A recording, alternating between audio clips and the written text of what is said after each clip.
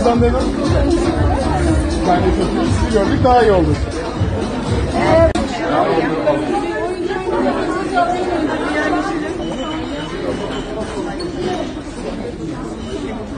Merhaba arkadaşlar, yepyeni haberlerle karşınızdayız. Elçin Sangu'dan çok konuşulacak sözler. Bazı oyuncularla aynı projede çalışmak istemiyor.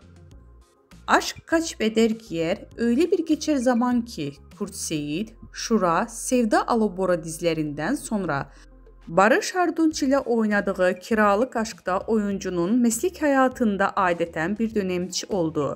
Sango romantik komedi ile kazandığı ünün farklı bir türü dizide devam ettirme kararı aldı.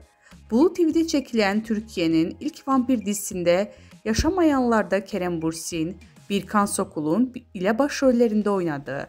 Bu dizinin ardından ise yeniden ekranlara dönen ve Kıvanç Tatlıtuğ ile birlikte oynadığı Çarpışma dizisinde oynadı.